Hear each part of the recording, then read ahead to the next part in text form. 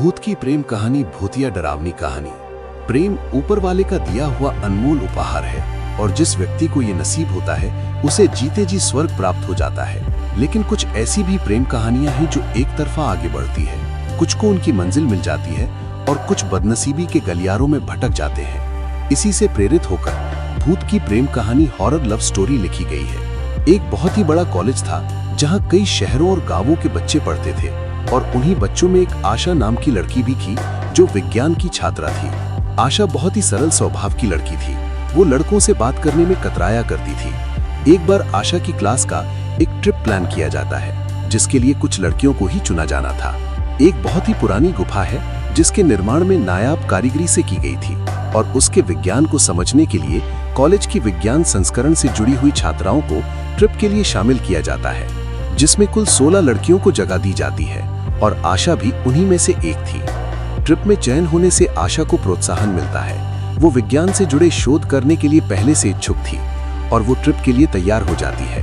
अगले दिन सुबह 5 बजे उस रहस्यमयी गुफा के लिए इन्हें निकलना था। ट्रिप में घूमने जा रही सभी लड़कियों ने अपने लिए जरूरी चीजें व्यवस्थित कर ली थी।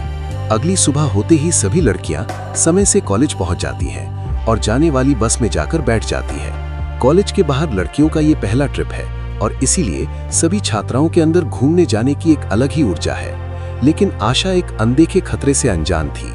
वो नहीं जानती थी कि ये ट्रिप उसकी जिंदगी बदलने वाला था। गुफा के लिए सफर शुरू हो जाता है। गुफा का रास्ता पहाड़ के किनारे से होकर जाता था जिसके लिए लगभग 40 किलोमीटर की यात्रा की जानी थी। सफर को रोमांचक करने के लिए सभी लड़कियां बस के अंदर अंताक्षरी खेलते हुए जा रही थी। सभी के चेहरे खिले हुए थे। बस के अंदर एक महिला शिक्षक भी यही थी जिन्हें इस ट्रिप का मेंटोर बनाया गया था और उन्हें गुफा के अंदर मार्गदर्शन देने की जिम्मेदारी दी गई थी। 1 घंटे के सफर के बाद बस गुफा के सामने पहुंच जाती है। ये गुफा पहले से ही लोगों में डर के लिए बदनाम थी, इसीलिए यहाँ ज्यादा लोग नहीं आया करते थे। इसीलिए यहाँ दूर दूर तक कोई व्यक्ति दिखाई नहीं दे रहा था। बस का ड्राइवर सभी को उतारकर बस गुफा के बाहर खड़ी कर देता है और वो उसी बस में आराम करने लगता है। महिला शिक्षक सभी लड़कियों को लेकर गुफा के अंदर प्रवेश कर जाती है। जैसे जैसे लड़कियां अंदर जा रही थी सभी की घबराहट बढ़ती जा रही थी। गुफा के अंदर कई पक्षियों ने अपना ठिकाना बनाया हुआ था और इनके जाने से पक्षी मंडराने लगते हैं। गुफा एक विशाल पहाड़ के बीचों बीच बनाई गई थी जो अपने आप में ही एक रहस्यमयी कारीगरी का नमूना थी। गुफा के अंदर एक छोटा सा दरवाजा था। आशा घूमते हुए उसी दरवाजे के अंदर अकेले ही घुस जाती है। आशा के अंदर जाते ही दरवाजा अपने आप बंद हो जाता है। सभी लड़कियां अपने प्रोजेक्ट में लगी होती है और कुछ घंटे गुजरने के बाद दोपहर होते ही महिला शिक्षक सभी को लंच करने के लिए बुलाती है। लेकिन आशा कहीं दिखाई नहीं दे रही थी, इसलिए महिला शिक्षक लड़कियों से कहती है, जाओ देखो वो कहाँ है। कुछ लड़कियां आशा को ढूंढते हुए उसका नाम लेकर आवाज लगाने लगती हैं। सभी जगह ढूंढने पर जब उन्हें आशा दिखाई नहीं देती तो वो घबरा जाती हैं। लड़कियां भागते हुए महिला शिक्षक के पास जाकर बताती है कि आशा का कहीं कुछ पता नहीं चल रहा, हम लोगों ने सभी जगह देख लिया है। ये बात सुनते ही महिला शिक्षक के चेहरे का रंग उड़ जाता है क्योंकि ट्रिप में सभी लड़कियों की जवाबदारी महिला शिक्षक की ही थी और यदि आशा को कुछ हो गया तो उसकी जिम्मेदार महिला शिक्षक होंगी। वो हड़बड़ाहट में खाना छोड़कर आशा को ढूंढने में लग जाती है। आशा को ढूंढते ढूंढते शाम हो जाती है लेकिन वो किसी को दिखाई नहीं देती। महिला शिक्षक आशा के गुमने की खबर कॉलेज मैनेजमेंट को भेज देती है। कॉलेज की लड़की लापता होने से कॉलेज मैनेजमेंट हिल जाता है और आनन फानन में पुलिस को सूचित किया जाता है। पुलिस की गाड़ी गुफा पहुंच जाती है और पुलिस टीम महिला शिक्षक के साथ गुफा के अंदर पहुंचकर आशा को खोजने लगती है। तभी पुलिस ऑफिसर की नजर एक गुप्त दरवाजे पर पड़ती है। वो महिला शिक्षक से पूछते हैं, क्या आपने इस दरवाजे के अंदर जाकर देखा है? वो चौंक कर कहती है, नहीं, हमें तो ये दरवाजा दिखाई नहीं दिया। पुलिस ऑफिसर अपने टीम से दरवाजे को खोलने के लिए कहते हैं और जब दरवाजा खोला जाता है तो अंदर आशा बेहोश पड़ी होती है। महिला शिक्षक आशा के चेहरे में पानी डालती है और उसे उठाने का प्रयास करती है। कुछ मिनटों में आशा धीरे से अपनी आंखें खोलती है और अपने शिक्षक से कहती है, मैडम हम कहाँ हैं? महिला शिक्षक आशा को सारी बात बताती है और उसे अपने साथ ले जाकर बस में बैठा लेती है। आशा के गुम हो जाने से लड़कियों का कॉलेज ट्रिप फीका पड़ चुका था। क्लास की सभी लड़कियां सोच रही थी कि आखिर आशा उस कमरे में बेहोश क्यों हुई।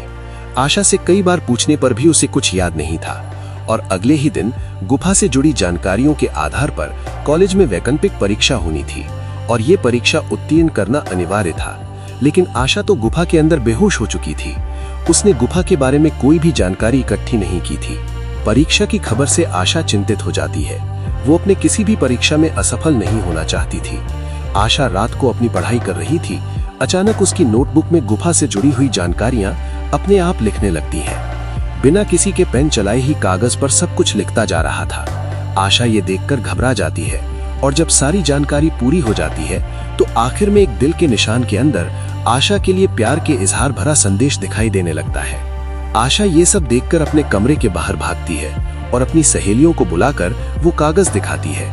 लेकिन उस कागज में आशा के अलावा किसी और को कुछ दिखाई नहीं देता। उसकी सहेलियां उसकी बात पर विश्वास नहीं करती। आशा को भूतिया एहसास होने लगा था। आशा के कमरे में भूत की दस्तक हो चुकी थी। भूत की लिखी गई जानकारी को आशा पढ़ लेती है और सुबह अपने परीक्षा में चली जाती है। लेकिन जैसे ही आशा को प्रश्न पत्र मिलता है उसे विश्वास नहीं होता कि वो सारे सवाल वही होते हैं जो रात को उसकी कॉपी में अपने आप कुछ लिख गए थे। आशा परीक्षा में आए हुए सभी सवालों के जवाब बड़ी आसानी से हल कर देती है और परीक्षा समाप्त होते ही अपने कमरे आ जाती है। आशा का दिमाग रात के उस संदेश पर ही टिका होता है जो किसी प्रेमी का प्रेम पत्र लग रहा था। आशा अपने कमरे में अकेले बैठी कुछ सोच रही होती है। उसी समय कमरे की दीवारों पर बड़े बड़े अक्षरों में आई लव यू आशा लिख जाता है। आशा तुरंत बगल वाले कमरे से छात्राओं को बुलाती है और उन्हें दीवार में लिखा संदेश देखने को कहती है। लेकिन इस बार भी वो संदेश केवल आशा को ही दिखाई दे रहा था। आशा अपने कमरे में परेशान बैठी रहती है। पीछे से कोई उसके बालों में हाथ फेरता है। आशा तुरंत अपने कमरे में खड़ी हो जाती है। उसे कमरे में किसी की मौजूदगी का एहसास होने लगा था। लेकिन आशा इस बात से अनजान थी कि भूत की प्रेम कहानी शुरू हो चुकी थी। भूत आशा को अलग अलग तरीके से प्रपोज करने की कोशिश कर रहा था। लेकिन आशा भूत के प्यार भरे पैगाम को समझ नहीं पा रही थी।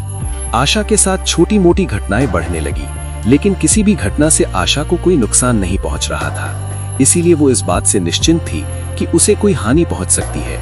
आशा के माता पिता उसकी शादी करने के लिए लड़का देख रहे थे और उसी के चलते एक बहुत ही अच्छे घर का रिश्ता आशा के लिए आता है। आशा भी रिश्ते से खुश होती है। आशा के माता पिता उसे एक दिन के लिए गांव आने को कहते हैं। आशा शहर के हॉस्टल में रहती थी और उसका गांव 15 किलोमीटर दूर था।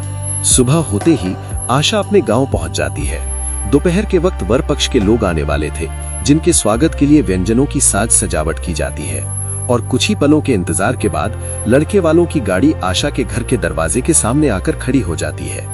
लड़का बहुत ही सुंदर दिखाई दे रहा था। आशा उसे देखते ही मोहित हो जाती है और मन ही मन उसे अपना पति स्वीकार कर लेती है। आशा शादी के लिए अपना मन बना चुकी थी। अब इंतजार था तो सिर्फ लड़के की हाँ का। आशा बहुत ही सरल स्वभाव की लड़की थी, इसीलिए वो लड़के को पहली नजर में ही पसंद आ जाती है और लड़का आशा से शादी के लिए हाँ कह देता है। लड़के वालों की तरफ से हाँ होते ही आशा के घर में खुशियों की लहर दौड़ पड़ती है। 2 माह बाद दोनों की शादी का मुहूर्त निकाला जाता है। शगुन के तौर पर लड़के वाले आशा की ओली में कुछ पैसे और उपहार डालते हैं। आशा इस रिश्ते से बहुत खुश होती है, लेकिन आशा की खुशियां कुछ ही क्षणों की मेहमान थी। एक फोन कॉल से आशा की दुनिया उजड़ जाती है। जैसे ही उसे पता चलता है कि जिस लड़के से रिश्ता तय हुआ था, कुछ ही दूर जाने के बाद उसकी गाड़ी का एक्सीडेंट हो गया है और उस लड़के की मौत हो चुकी है। शादी होने के पहले ही आशा का दूल्हा उससे छिन गया था, क्योंकि एक ऐसी अदृश्य शैतानी ताकत है जो नहीं चाहती कि आशा किसी और के रिश्ते में बंधे। आशा के ऊपर भूत की दहशत के बादल मंडराने लगते हैं। आशा को हल्की सी सनसनाहट के साथ कुछ अजीब आवाजें सुनाई दे रही थी, जिसमें उसे दोबारा उसी गुफा में आने को कहा जाता है जहां से आशा के पीछे वो भूत पड़ा था। आशा पूरी तरह सम्मोहित होकर उसी गुफा की तरफ अकेले जाने का फैसला करती है। आशा अपने घर से कॉलेज के नाम पर निकल जाती है, लेकिन वो सीधे गुफा की तरफ जा रही बस में बैठ जाती है और 1 घंटे के सफर के बाद वो गुफा के सामने पहुंच जाती है। गुफा के अंदर प्रवेश करते ही आशा को सामने एक भूतिया प्रतिबिंब नजर आता है, जो आशा की तरफ गुलाब का फूल लेकर बढ़ रहा था। आशा अपनी जगह में मोम के पुतले की तरह खड़ी हो जाती है। आशा अपनी मानसिक चेतना खो चुकी थी और उसी समय वो भूत आशा के सामने आकर अदृश्य हो जाता है और आशा जोर जोर से हंसने लगती है और थोड़ी ही देर में उसकी आंखें बंद हो जाती है और जैसे ही वो आंख खोलती है वो एक अलग ही दुनिया में पहुंच जाती है।